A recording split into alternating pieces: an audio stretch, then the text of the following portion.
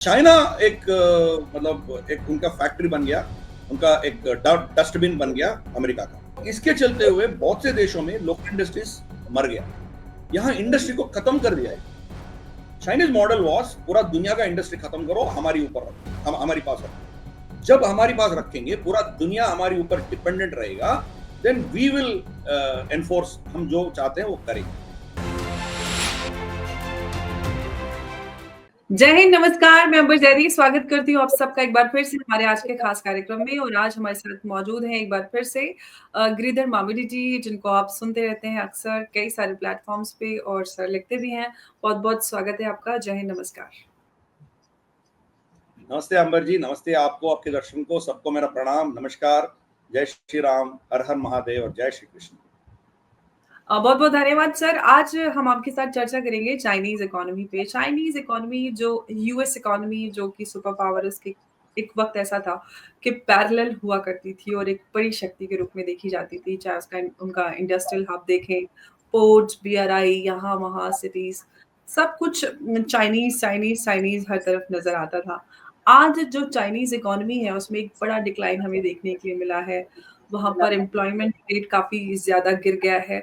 और अब तो हालत ये हो गई कि चाइना अब उस पूरे स्टैटिस्टिक्स को बाहर भी नहीं निकालता है, कोई भी डेटा ऑफिशियल नहीं कर रहा है। सर, जो कुछ भी सूरत-ए-हाल हो रही है, रियल एस्टेट देखें, नौकरियाँ देखें, ले ऑफ हो रहा है, जो हालात बन रहे हैं, इस सब के चलते चाइना का फ्यूचर आपको क्या नज़र आ रहा है? देखिए, चाइना और भारत दो सिविलाइजेशंस हैं। हमारी दोनों दोनों देश की 5000 साल से ऊपर की हमारी इतिहास रही है, रिकॉर्डेड। उससे पहले भी वहाँ इंसान रहते थे, इधर भी रहते थे, मगर एटलीस्ट रिकॉर्डेड नोन सिविलाइजेशन हमारी दोनों की रही है। अब दोनों के साथ क्या हुआ है, चाइना तो कम्युनिस्ट पार्टी टेक ओवर होने के बाद उसका नस्ल बदल गया, उसका बहुत से डीएनए चेंज हो गया। हमारा भी वही हालत हो गया। हमारी कॉलोनियल रूल्स, और स्पेशली उससे पहले भी जहाँ इस्लामिक शासन थे, और उसके बाद कॉलोनियल रूल, ये दोनों के चलते हुए हमारा भी जो सिविलाइजेशनल विजडम है, बहुत धक्का लगा उसको। आप एंगस मैडिसन करके एक इकोनॉमिस्ट, उनके नाम आपने सुने होंगे, वो यूनाइटेड नेशंस ने उनको अपॉइंट किया था कि पिछले 2000 साल का दुनिया का इकोनॉमी के बारे में उनको स्टडी करके रिपोर्ट देने के लिए। तो उनका रिपोर्ट ये कहती है कि लगभग 16th-17th सेंचुरी तक भारत का इकोनॉमी नंबर 1 था, चाइना का इकोनॉमी नंबर 2 था। या कुछ 100 ईयर्स वो हमारे से आगे चले गए होते, फिर नंबर 2 हम रहते थे। मगर between the two of us 65 to 70% of global economy ये दो ही देश चला रहे थे पहले। अब देश कहें, इधर तो इतने राज्य थे, उधर भी बहुत से प्रिंसिपलिटीज थे, बहुत कुछ थे, बट लेट अस से दीज टू सिविलाइजेशंस, चाइनीज और भारत का, ये हमारी इतिहास रही है। इवन मुगल कालखंड में भी हमने 20% गिर गए थे, इतना लूटी होने के बाद, इतना हमारे ऊपर प्रताड़ना के बाद भी 20-25% पे हम थे। मगर ब्रिटिश आने के बाद हम 1% पे गिर गए, कंप्लीटली एरेस्ड। सेम थिंग चाइनीज के साथ भी वही हुआ है। जब कॉलोनियल रूल आ गया, वो ओपियम वॉर्स हुआ, सब कुछ जो भी हुआ, दे आर ऑल्सो फिनिश्ड। तो दोनों इतने नीचे दब गए थे। फिर हम जब निकले, we started off on a western economic model Bharat, जो सो कॉल्ड सोशलिज्म, जो नेहरूवियन सोशलिज्म, फिर सो कॉल्ड मिक्स्ड इकोनॉमी, दोनों कैपिटलिज्म और सोशलिज्म दोनों वेस्टर्न कॉन्सेप्ट्स थे। चाइना भी वही अडॉप्ट किया, so called Chinese model of socialism adopt किया कम्युनिस्ट पार्टी। तो लिटरली हम दोनों उसी रास्ते पे चल पड़े। थोड़ा हमारी कैपिटलिस्टिक मॉडल भी था, इसीलिए we could progress decent enough till about 1990। 1990 में चाइनीज कम्युनिस्ट पार्टी ने उनकी सोशलिज्म को उठा फेंक दिया, पूरा कम्युनिज्म में चला गया, सॉरी कैपिटलिज्म में चला गया। इसके चलते हुए दे ग्रू लाइक एनीथिंग। अब इसमें प्रॉब्लम यह है कि कैपिटलिज्म की बेसिस है कंजम्पशन, और इर्रेस्पॉन्सिबल कंजम्पशन। उसमें आपका कोई दायित्व तो नहीं रहेगा, कंज्यूम करते जाओ, करते जाओ। इसके चलते हुए आपका इकोनॉमी बढ़ेगा। मान लो कि आपकी सेहत ठीक है, you have a very good health, तो it is very bad for the economy. आपको कुछ तकलीफ होगा तो डॉक्टर्स बीच में आएंगे, इंश्योरेंस आएगा, फिर इकोसिस्टम पूरे आएंगे, दवाई बनाने वाले आएंगे, मतलब it is good for the whole world to be unhealthy. तो ये उनका सोच है। सिमिलरली आपको चाहिए नहीं चाहिए, जनवरी 1 दिसंबर 25 जनवरी 1 सेल लग रहा है तो आप खरीदो। क्यों खरीदना है भाई, मेरे पास इतना कपड़े पड़े हैं फिर भी हमें खरीदना है। तो consumerism, this is based on consumerism. तो ये कैपिटलिज्म का मॉडल था। तो बाद में क्या किया अमेरिका ने, ये कैपिटलिज्म का भी एक लिमिट होता है। मान लीजिए कि आप कोई पराठा पसंद करती है, आप पराठा का, या I don't know, let's say whichever, let's say chicken biryani, जो भी है आपको जो पराठा, पसंद है आप डोसा, खाते हो। Biryani, anything we can take. Yeah, whatever. I'm just giving an example. Whatever is your food which you like, आप खाएंगे। वैसे तो मैं वेजिटेबल बिरयानी बहुत अच्छा खाता हूँ, मैं I am not a non vegetarian, but anyway it's okay, whatever food you like आप खाते हो। मान लो कि आपने कोई 300 ग्राम्स 400 ग्राम्स का खाया है, आपका पेट भर गया। मान लो कि फिर दोबारा वही चीज जो आप पसंद करती हो आपके टेबल में फिर दोबारा आके उतना ही क्वांटिटी आके बैठेगा, कैसे खा सकती हो आप? मान लीजिए दूसरा बार भी आप खा लिया, तीसरा बार आ गया तो क्या करेंगे आप? चौथे बार आएंगे तो क्या करेंगे? तो आप इतना खाएंगे तो आपका पेट का क्या होगा? यू विल गेट कॉन्स्टिपेशन, पेट दर्द होगा। अमेरिकन इकोनॉमी का ये होता है, they have a constipation every few years. Over consumption के चलते हुए उनका कॉन्स्टिपेशन होता है, तो इसलिए उनकी इकोनॉमी गिर जाती है। उसके इकोनॉमी उठाने के लिए वो जंग करते हैं, दुनिया में कहीं ना कहीं वो जंग करते हैं। So between two wars American economy goes into recession. तो इनका मॉडल रही है। तो उनके कंजम्पशन को चलाने के लिए उनके फैक्ट्रीज जो वहां काम करते थे, वो फैक्ट्रीज क्या करते थे? पोल्यूशन फैला रहे थे। तो वो क्या किया, ये फैक्ट्रीज पूरा चाइना को शिफ्ट कर दिया। तो चाइना एक मतलब एक उनका फैक्ट्री बन गया, उनका एक डस्टबिन बन गया अमेरिका का। तो ये प्रोडक्शन करते गए कि उसका भोग करने वाले अमेरिका था। तो ये मॉडल जो है it is not sustainable, because खुद अमेरिका में ये कॉन्स्टिपेशन ऑफ कंजम्पशन होता है। ज्यादा खाने से, ज्यादा बिरयानी, ज्यादा पराठा खाने से उनका जो कॉन्स्टिपेशन होता है, अमेरिकन इकोनॉमी भी होता है। जब अमेरिकन इकोनॉमी में होता है ऑब्वियसली उसका झटका चाइना को भी लगता है। चाइना पूरा उनका इकोनॉमी जो है अमेरिकन कंजम्पशन के लिए बना है और प्रिडेटरी मॉडल्स बनाया, मतलब पूरे दुनिया में पूरा दुनिया का फैक्ट्री बनने चला। तो बाकी दुनिया में क्या होगा? उनका अपना इंडस्ट्रीज पूरा बंद करना पड़ेगा।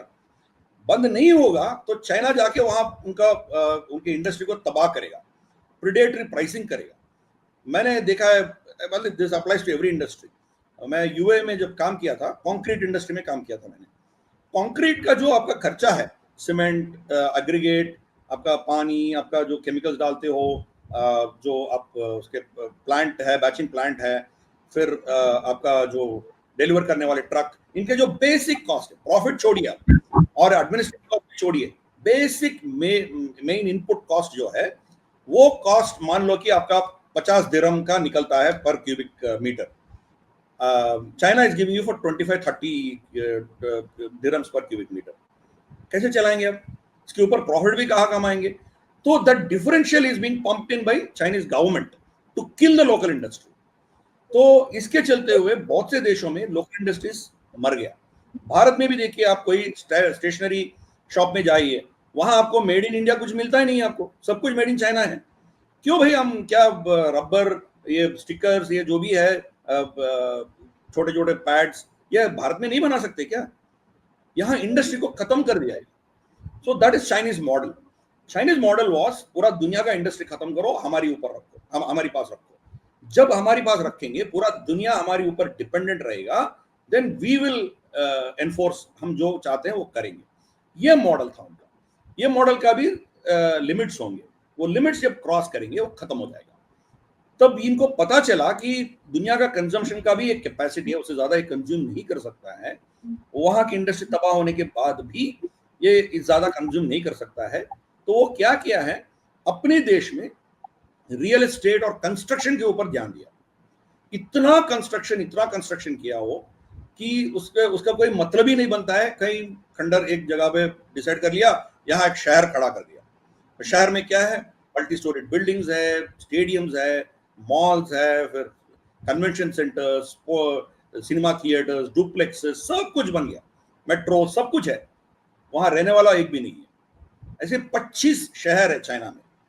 क्यों? क्योंकि इंडस्ट्री चलती है ना, उनके लिए सीमेंट चाहिए, आपको स्टील चाहिए, उनके लिए आपका जो टाइल्स चाहिए, इलेक्ट्रिकल फिटिंग चाहिए, लिफ्ट चाहिए, जो भी चाहिए, ये पूरे इंडस्ट्रीज चलता है ना, इसके चलते हुए इतना ओवर कैपेसिटी रखा।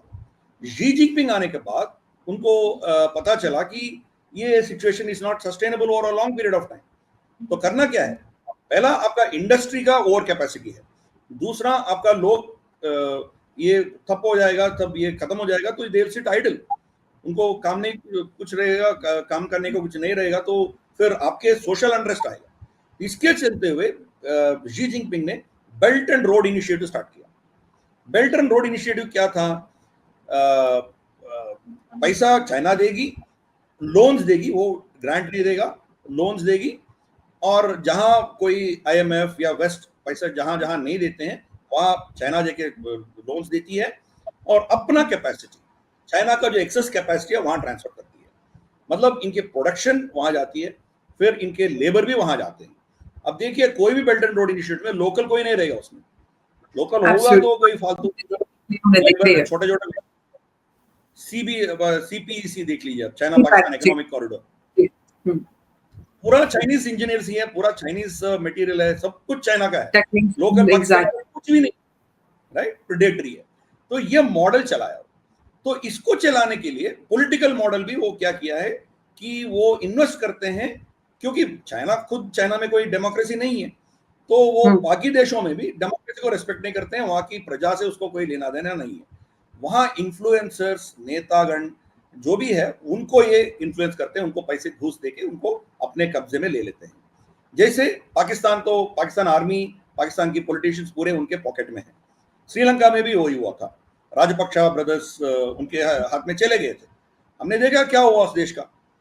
Same problem in Maldives, Yamin को अपना पॉकेट में रख लिया, फिर इंडिया आउट कैंपेन चलाया, मोइजो आके बैठ गया। अब देखिए उसका हालत क्या हो गया, घुटने पे टेक दिया ना उनका फॉरेन मिनिस्टर आके, इधर हमारे देश का समर्थन मांग रहा है। And we have bailed them out for their सूक इन्वेस्टमेंट जो मैच्योर हुआ था पिछले नवंबर में, उसका बेल आउट हमने किया है। So the point is Chinese model is like this, they are feeding the world a finished product at a predatory pricing, और वहां की लीडरशिप को खरीदते हैं, चाहे उस देश का प्रजा से कुछ भला हो या उसका क्या प्रॉब्लम होगा, चाइना को उससे लेना देना नहीं। ये मॉडल कितने साल सस्टेन हो, अब क्या हो गया ना वो सब। जी, इसी से रिलेटेड मेरे पास एक सवाल आपके लिए है कि चाइनीज मॉडल जो आपने एक्सप्लेन किया, बीआरआई हो गया, उसमें वो क्रेडिट जो देना, और जो एक आप जो जैसे कि हमारे सामने एग्जांपल है श्रीलंका रहा, या फिर पाकिस्तान एक डेट रिडन स्टेट बन गया। ऐसे में जो भी चाइना ने डेट आज उसने क्रेडिट उसका बन रहा है जो अलग-अलग स्टेट्स पर, अलग-अलग देशों पर, पोर्ट सिटीज, बीआरआई भी एक अनसक्सेसफुल प्रोजेक्ट है चाइना का। तो ऐसे में जो एक इकट्ठा हो गया है उसका क्रेडिट, क्या उसको कलेक्ट करने में चाइना सक्सेसफुल हो पाएगा, या इसके पीछे कोई और मकसद है चाइना का? देखिए कोई भी मकसद होगा आपके पीछे, अल्टीमेटली बिजनेस है। पैसा, if you are investing somewhere, आपका पैसा वापस आना चाहिए आपको।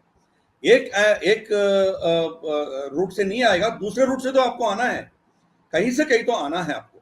जब आप इन्वेस्टमेंट करते हो, इन्वेस्टमेंट से आपको कोई फायदा नहीं होगा तो करेंगे क्या आप? तो अब देखिए पूरे अफ्रीका में क्या हो रहा है, मोजाम्बिक में क्या हो रहा है, केन्या में क्या हो रहा है, कांगो में क्या हो रहा है, पूरा वहां इतना अनस्टेबल हो गया। अफ्रीका आपके लिए इंपॉर्टेंट है क्योंकि वहां के मिनरल्स आप लेंगे, आप इतने बड़े बड़े इंफ्रास्ट्रक्चर आप खड़ा कर दिया होगा। सेम थिंग विद श्रीलंका में भी आपने इतना इंफ्रास्ट्रक्चर खड़ा किया। उस हम्बनतोटा देख लीजिए, टिपिकल हम्बनतोटा, आपने इतना बड़ा पोर्ट खड़ा किया और वहां की एयरपोर्ट बनाया। एयरपोर्ट में एक फ्लाइट नहीं आती है दिन में, शिप्स कोई नहीं आता है उधर, क्योंकि ऑलरेडी आपके पास कोलंबो है। इतने पूरा श्रीलंका कितना बड़ा है, बहुत छोटा है, हमारे तमिलनाडु जैसा है, उससे ज्यादा नहीं है। तो वहां एक पोर्ट काफी है उसके लिए। हम्बनतोटा में इतना खर्च करके वहां कोई कमर्शियल डील ही नहीं बनता है। मान लीजिए कि श्रीलंका अपने कंट्रोल में रखना है, श्रीलंका को अपने वैसल स्टेट बनाना है, अपने सामंत बनाना है, ठीक है भाई, उसका भी कुछ फायदा निकलना है ना आप। अल्टीमेटली क्या फायदा निकल रहा है चाइना के लिए? अभी पाकिस्तान से इसका क्या फायदा निकल रहा है बताइए आप। एक ही चीज है, भारत को उंगली करना है, उसको छोड़ के उनके पास है क्या? सो the point is, even CPEC जो है इकोनॉमिकली वो अनवायबल इसीलिए है कि जो मलक्का डायलमा है उनके, मतलब अंडमान निकोबार आइलैंड्स में हम चाइनीज शिप्स को रोक सकते हैं, ये डर सताती है चाइना को, क्योंकि 60-70% उनका इंपोर्ट्स और एक्सपोर्ट दोनों इसी इंदिरा पॉइंट्स निकोबार आइलैंड से ही जाना पड़ेगा उनको, चैनल लाइन से ही जाना पड़ेगा उनको, वहां हम उनको रोक देंगे तो उनका इकोनॉमी ठप हो जाएगा। इसके डर के मारे वो अल्टरनेट रूट ढूंढ रही है।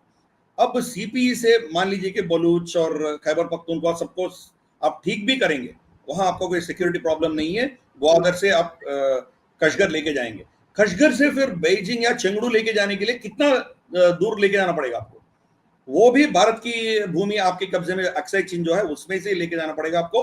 And look at the distance you have to travel, it is not commercially viable. कोई भी समुद्र में जाके लेके जाते हो उसका कॉस्ट से 5-6 गुना ज्यादा होगा when you take it by land, और वो भी कराकोरम इतने माउंटेन्स में लेके जाना है आपको, इट इज इकोनॉमिकली अनवायबल उनको। तो द पॉइंट इज ऑल्टरनेट भी रहेगा तो आप जा नहीं सकते हो, क्योंकि भारत अपना जो भूमि मानते हैं हम, वहां इनको दोनों जगह काट सकते हैं, क्योंकि अक्साई चीन में आप हम एक्शन लेंगे, we are not according to us, we are not hitting in China, we are hitting in China occupied Kashmir, जो अक्साई चीन है उसमें आप अटैक करेंगे, इनके G219 हम काट देंगे तो ये पूरा सीपीसी खत्म हो जाएगा इसका। सिमिलरली गिलगिट बाल्टिस्तान में काराकोरम ब्रिज हम उड़ा देंगे तो बस हो गया, ठप हो गया इसका। तो that is the problem. China ये सोच बैठी थी कि हम अल्टरनेट्स रखेंगे, ये इन्वेस्टमेंट करेंगे और हमारी जो एक्सेस कैपेसिटी है वहां ट्रांसफर करेंगे, ये पूरे मॉडल्स फेल हो गया। अब वो फेलियर हमारे सामने है और धीरे धीरे से उनका उनका इकोनॉमी जो है इनका स्ट्रेस ले रहा है, क्योंकि एवरग्रांडे कोलैप्स हो गया, एवरग्रांडे इज द बिगेस्ट उनका जो है, फिर बाकी 3-4 नेक्स्ट नंबर 2-3-4 वो भी कोलैप्स हो गया उसका। जब ये कोलैप्स हो गया इसका कैस्केडिंग इफेक्ट होगा ना, इनको जो मटेरियल सप्लाई करते थे वो सब कोलैप्स हो गया, बीआरआई फ्लॉप हो गया, इटली तो चले गए, फिर फिलीपाइंस चले गए, फिर यहाँ लैटिन अमेरिका में भी इनके अगर चाइनीज की बात चले गए, क्योंकि उन्होंने जो कोरोना के बाद वो इनिशिएटिव शुरू किया था, अगर चाइनीज को इटली में सबको कोरोना हो गया और सब लोग भाग गए, सबने डिस्कार्ड करना शुरू कर दिया चाइना को। Correct absolutely. चाइना का तो चले तो शाम तक, आई मीन चले तो जिंदगी तक, नहीं तो शाम तक, तो इनका क्वालिटी क्या है हम जानते हैं। तो ये प्रॉब्लम है। तो क्या हो गया, इनके जो इकोनॉमी के ऊपर स्ट्रेस आ गया, every other sector which is linked to अपना जो रियल एस्टेट से लिंक्ड है वो सब कोलैप्स हो रहे हैं। The biggest hit is in their financial banking sector, banking sector पे हिट है, क्योंकि ये लोग उनके पैसे दिए थे ना, तो उनका मॉडल ये बकवास की मॉडल था। मान लो कि आप शांघाई म्युनिसिपैलिटी हो, आप क्या करते हो, आपके पास 5 एकड़ का जमीन है, तो आप एक एसपीवी खड़ा करते हो, स्पेशल पर्पस व्हीकल, एक कंपनी खड़ा करते हो, तो उनको ये लैंड ट्रांसफर करते हो। वो कंपनी क्या है, वो कंपनी तो कुछ है ही नहीं है, इट्स जस्ट आसमान में लगी हुई है। तो उनको जमीन म्युनिसिपैलिटी से मिलती है, फंडिंग बैंक से मिलता है, वो वहां इमारतें खड़ा करता है, फिर खरीदने वाला कोई नहीं है। तो ये है मॉडल। तो ये सब चीज जीडीपी में ऐड होता है ना। तो आपने एक सेल किया, एसपीवी को जमीन सेल किया, जीडीपी में ऐड होता है। फिर लोन दिया बैंक, वो जीडीपी में ऐड होता है। तो फिर कंस्ट्रक्शन शुरू किया, इतने इंडस्ट्रीज, अलाइड इंडस्ट्रीज का फायदा हुआ, वो जीडीपी में ऐड होता है। मतलब ये सब ऐसी बकवास की चीज करते करते वो 8%, 10% की जीडीपी दिखाते दिखाते गया। So that was all complete bogus. तो अब that is now coming to collapse. तो रियल उनका जीडीपी था, अभी भी वो कहते हैं कि 17-18 ट्रिलियन डॉलर उनका जीडीपी है, ऑफिशियली वो कहते हैं। मगर बहुत से विश्लेषक, ये एनालिस्ट ये कहते हैं कि उनका जीडीपी जो है 7 से 9 ट्रिलियन से ज्यादा नहीं है। बाकी सब ये बकवास की ऐसे चीज वो लगाया उसमें। एंड सेकेंड, उनके डेट जो है, जो कर्ज है उनके, they have hidden more than $1 trillion worth of debt. उनके लोकल बॉडीज जो जैसे मैंने कहा, शांघाई के एग्जांपल दिया, ऐसे जो एडिशनल डेट बनाया वो बुक्स में नहीं दिखा रहे। So China is already bankrupt. मगर चाइना अमेरिका की कंजम्पशन की मशीन है, इसीलिए चाइना को बचाने का काम चाइना से ज्यादा अमेरिका को है। America will ensure China will survive, but वैसे तो उनका मॉडल जो है that is not sustainable model. वो ही उन्हीं का नतीजा हम देख रहे हैं। तो and then of course there are other factors in that. तो let's see, I mean, one major factor for China is demographic change. Mao Zedong के टाइम में जब वन चाइल्ड पॉलिसी लेके आया, उसके चलते हुए अब जो है उनकी जो TFR रेट है, अब you know that TFR rate, total fertility rate, her women अपनी जिंदगी में कितने बच्चों को पैदा करती है उसका एक रेशियो रहता है। जब वो 2.1 से नीचे गिरेगा तो द डेमोग्राफिक स्टार्ट श्रिंकिंग, 1.4 से नीचे जाएगा तो you can not reverse it. आज चाइना का ऑफिशियल 1.1 है, अनऑफिशियली 0.9 है। और सर आज हालात ये हो गए कि जो भी किंडरगार्टन है, स्कूल्स हैं, वहाँ पे बच्चे नहीं हैं, कॉलेजेस में बच्चे नहीं है, रेस्टोरेंट्स बंद हो रहे हैं, बुरी हालत है। बिल्कुल, या तो ऐसा स्कूल्स बंद हो गए। स्कूल में एडमिशन में बड़ी-बड़ी वहाँ पर रिश्वतें देनी होती थी और लोगों से इन्फ्लुएंशियल जो लोग होते थे उनसे कहलवाना पड़ता था। आज बच्चे ही नहीं है, बंद हो रहे हैं। ये हालात हो गए। सर अगर शी जिनपिंग की बात करें, उनकी काफ़ी उम्र होती जा रही है, उनके भी ये होता है कि उनके बाद कौन होगा नेक्स्ट चाइना के प्रेसिडेंट या फिर उनके सक्सेसर के तौर पे देखें। क्या कौन ऑप्शन हो सकते हैं या क्या चाइना के पास ऑप्शन हो सकता है आफ्टर शी जिनपिंग? देखिए, वहाँ प्रॉब्लम लीडरशिप से नहीं है, वहाँ प्रॉब्लम उनके इकोनॉमिक मॉडल से है, प्रॉब्लम उनके सोशल मॉडल से है उनका। तो जब तक वो मॉडल नहीं बदलेंगे,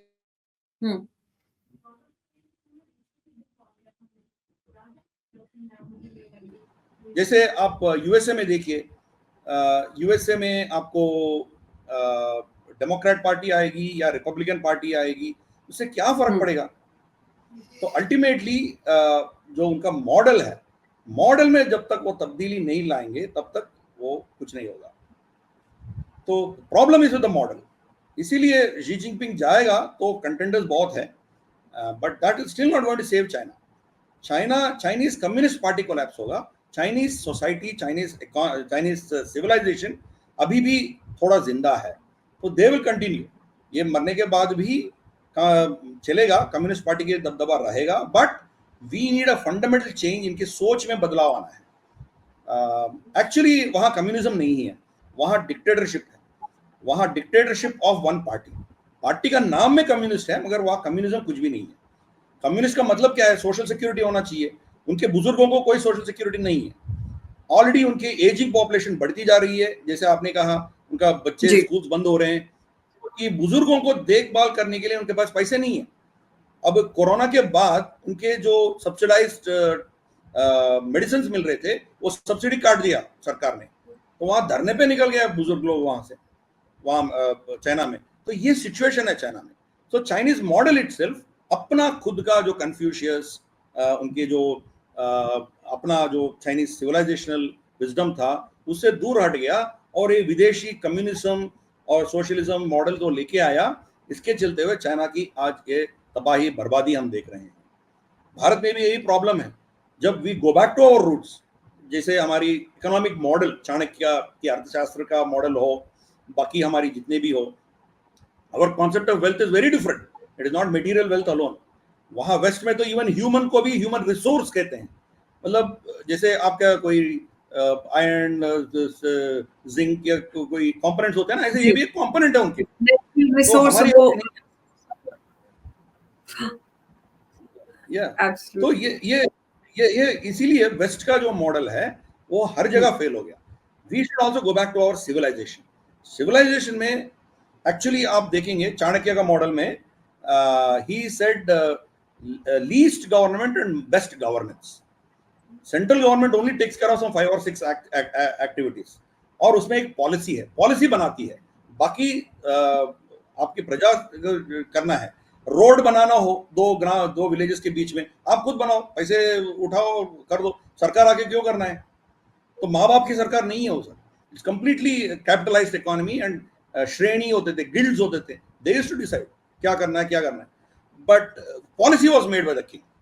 जैसे लिकर मेकिंग वाज रेस्ट्रिक्टेड, या तो सरकार बनाएगी या अंडर देयर लाइसेंस, क्योंकि वहां there can be good problems हो सकते हैं, उसमें से खराब जरा ये निकला तो लोग मर सकते हैं। ऐसे very little controls there, rest of it was a free society. And he was the best socialist model also, क्योंकि the government used to take care, सरकार उन्हीं लोगों को देखभाल करती थी जिनके कोई नहीं थे। मान लो कि बुजुर्ग माता पिता हैं, उनके कोई बच्चे नहीं है, तो उनका देखभाल करती थी। सिमिलरली छोटे छोटे बच्चे हैं, उनका कोई परिवार नहीं है, सब मर गए, उनको देखभाल करती थी। मगर आज की वेस्टर्न सोशल मॉडर्न ऐसा है कि आपके माँ बाप को आप जाके ओल्ड एज होम में डाल दो, फिर बच्चों को 15-16 साल के बाद उसका देखभाल करने का आपको कोई जरूरत नहीं है। इसीलिए मदर्स डे, फादर्स डे आया, साल में एक बार जाके उसको गुलदस्ता दे दिया, हो गया आपका काम। That is their model. Chanakya ने बोला था कि मान लो कि बुजुर्ग माता पिता को बच्चे उनको छोड़ देते हैं, तो उनके बच्चों का संपत्ति को सरकार ने हड़प लेती थी। It used to take control, and उसी संपत्ति से माता पिता को they used to take care, उनका देखभाल होता था, और इनको जेल में डाल देते थे। तो रेस्पॉन्सिबल सोसाइटी को खड़ा करने वाले मॉडल्स हमारे पास है। चाइना और अमेरिका दोनों के पास वो नहीं है।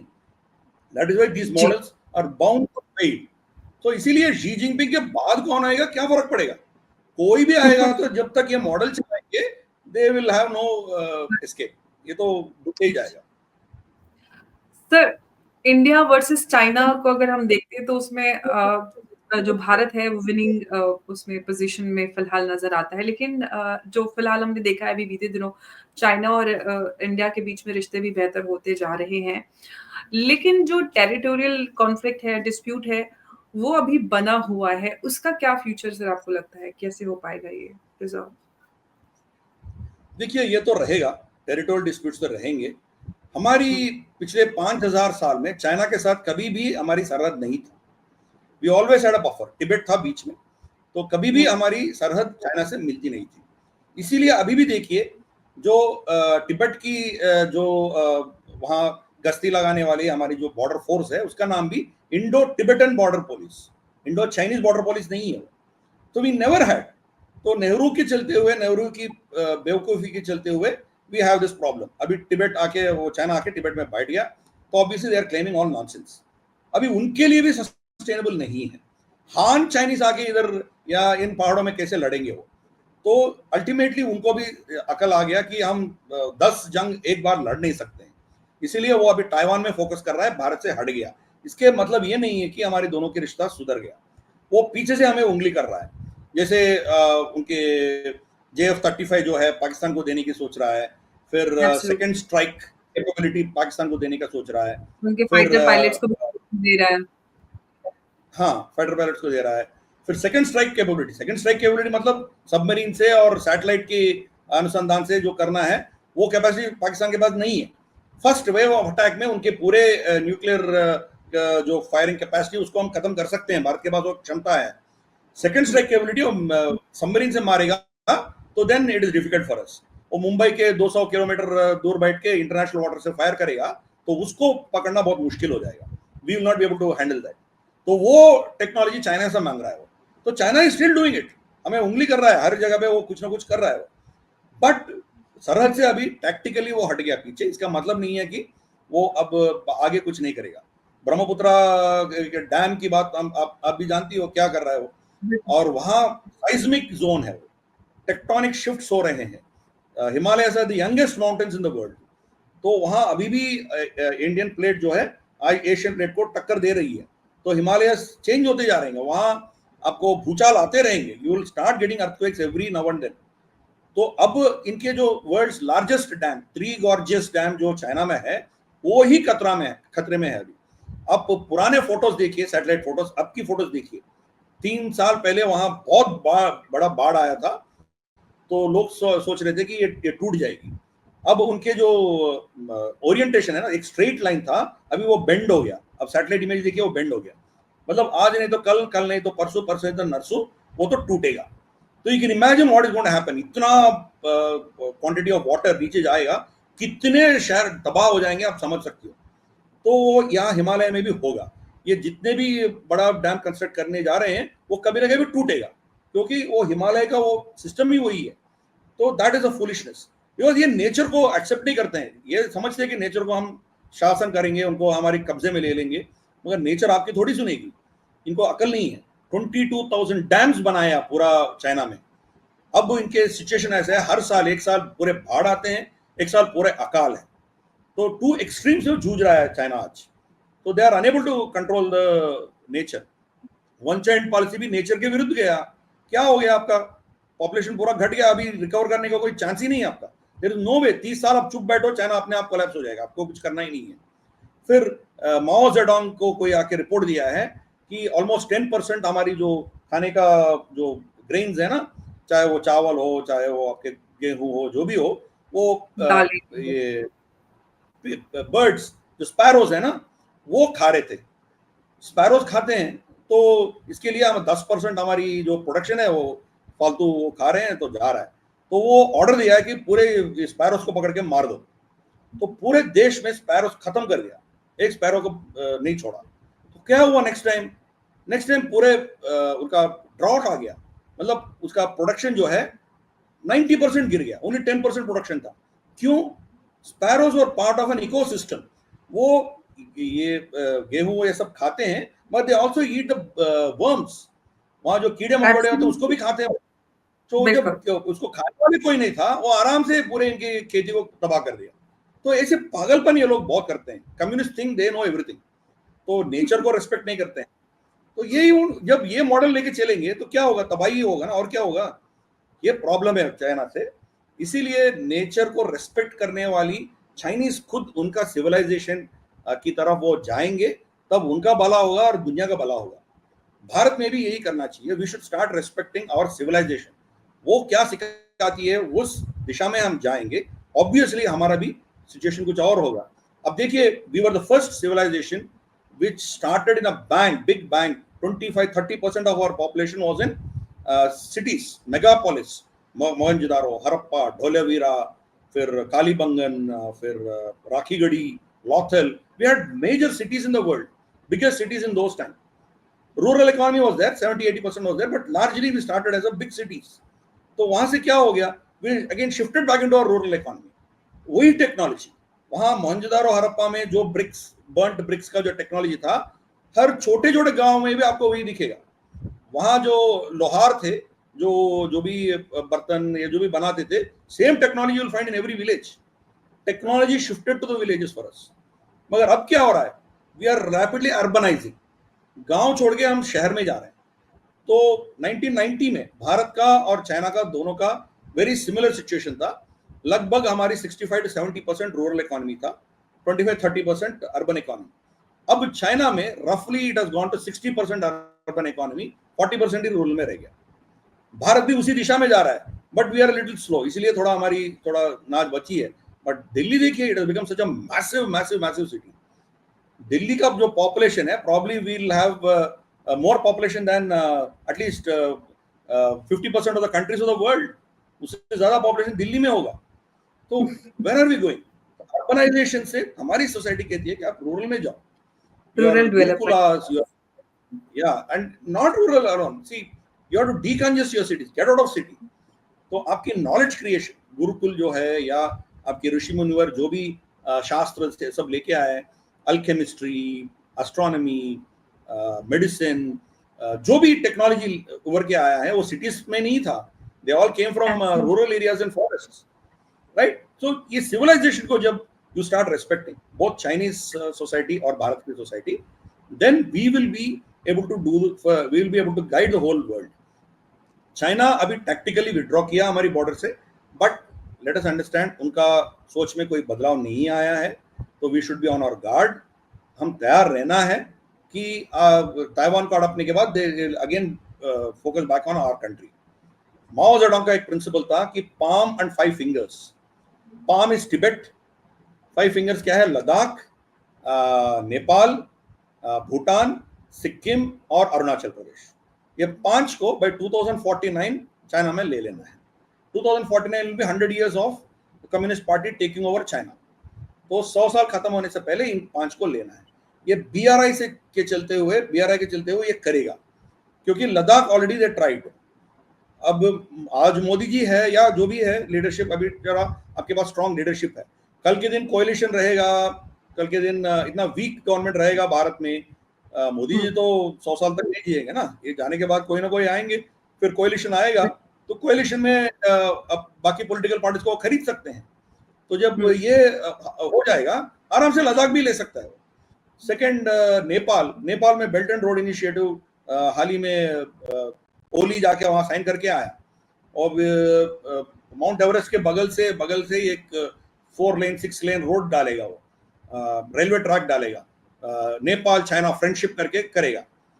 सडनली एक दिन 2035 2038 वो क्या करेगा, उनके पूरे टैंक्स विंग्स आके काठमांडू को कब्जा कर लेगा। आपके पास उतना सेना भी नहीं है, भारत के साथ आपका कोई डिफेंस पैक्ट भी नहीं है, हम उनके समर्थन में जाके खड़ा भी नहीं हो सकते हैं। वो आके आपके चिकन स्नैक मधेशी एरिया में आके उनके टैंक्स बिछा के रखेंगे, आप क्या करेंगे? कुछ नहीं कर सकते हो। सिक्किम कम से कम अपना सिक्योरिटी भारत को सौंप दिया, तो भारत में वीक गवर्नमेंट होगा तो सिक्किम का भी सिक्योरिटी खराब हो जाएगा। सॉरी, भूटान का, सिक्किम तो हमारी देश है, वो अलग बात है, बट भूटान का तो वही प्रॉब्लम। हाँ हाँ, भूटान का यही प्रॉब्लम है, भी वो आके कब्जा कर सकता है। फिर रही अरुणाचल प्रदेश ऑलरेडी वो एक बार तवांग युवांग तेजपुर तक आ गया था चाइना 1962 में, यूनिलैटरली वो पीछे चला गया। अभी आना चाहता है तो आ सकता है। हाँ, जब तक हमारी स्ट्रांग सरकार है तो वो शायद वेट करेगा।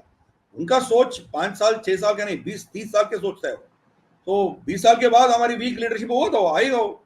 तो we need to play a long term game, इसीलिए we have to look at our security in not just आपकी सेना वहां रखना आपका सिक्योरिटी नहीं है।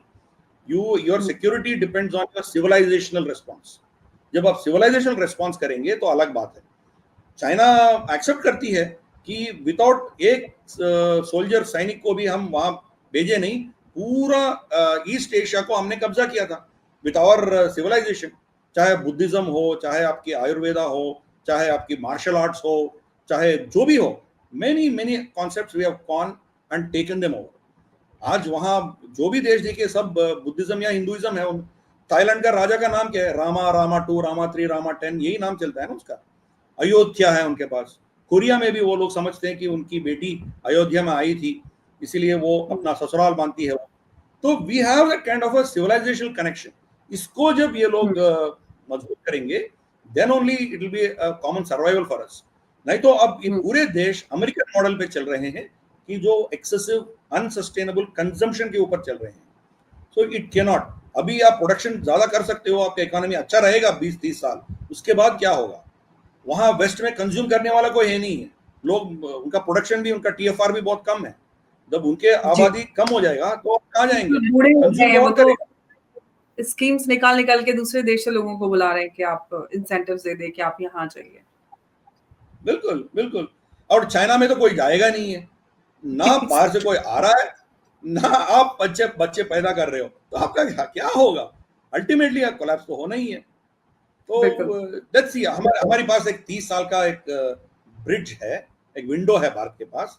30 साल के बाद हम भी डिटेरियोरेट होंगे, क्योंकि आजकल की बच्चे, भारत में भी यही प्रॉब्लम है। पैदा कर रहे हैं तो एक बच्चा पैदा कर रहे हैं, 2 बच्चे पैदा करने वाले बहुत मुश्किल से मिल रहे हैं आपको। आने वाले पीढ़ी तो वो भी करेगा नहीं करेगा, हम क्या कह सकते हैं। और अब एक कीड़ा और आ गया वेस्ट में, जो ये सब वोकिज्म है। की वजह से हो रहा है सारा कुछ सब। Yeah, correct. So we have a challenge. We also have a challenge, but we are better than China for about 30 years.